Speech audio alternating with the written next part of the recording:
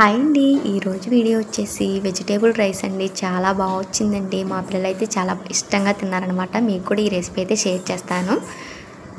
Hi అండి, welcome back to my channel. అందరూ ఎలా ఉన్నారు? నేనైతే చాలా బాగున్నానండి. ఈరోజు వీడియో వచ్చేసి వెజిటేబుల్ రైస్ అనమాట. వెజిటేబుల్ రైస్కి కావాల్సినవి బిర్యానీ ఆకు, ఇలాచీ, లవంగా, ఒక దాల్చిన చెక్క, షాజీరా వేసి ఒకసారి కలిపేసుకోండి. ఇలా కలిపిన తర్వాత మనం ముందుగా కట్ చేసి పెట్టుకున్న ఒక ఆనియన్ అయితే వేసేసుకోవాలన్నమాట. ఇలా తరిగి పెట్టేసుకొని ఆనియన్, క్యారెట్, బంగాళదుంపలు ఉంటే బీన్స్, క్యాప్సికమ్ కూడా వేసుకోండి. టమాటా వేసేసి ఒకసారి అయితే ఇలా కలిపేసుకోండి. ఆల్రెడీ నేను స్క్రీన్ మీద అయితే మెన్షన్ చేస్తానండి ఏమేమి కావాలో.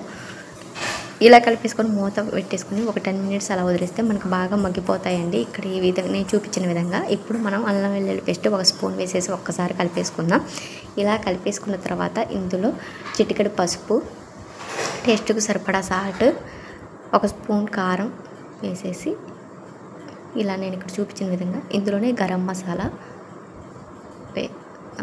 కస్తూరి మేతి కూడా వేసేయండి ఉంటే, లేకపోతే స్కిప్ చేసేయచ్చు, నో ప్రాబ్లం అనమాట. ఇలా వేసేసుకొని ఒకసారి కలిపేసుకొని ఇందులో మనం ముందుగా కడిగి పెట్టేసుకున్న, నేనైతే 1.5 కప్ అయితే తీసుకున్నానండి. ఈ గ్లాస్తో 1.5 గ్లాస్ అయితే తీసుకున్నాను అనమాట.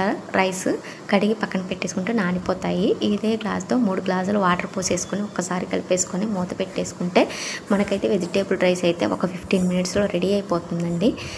ఇలా అనమాట. చాలా easy and tasty vegetable rice అనమాట. చాలా బాగా వచ్చిందండి. Thank you for watching. Please like and subscribe my channel.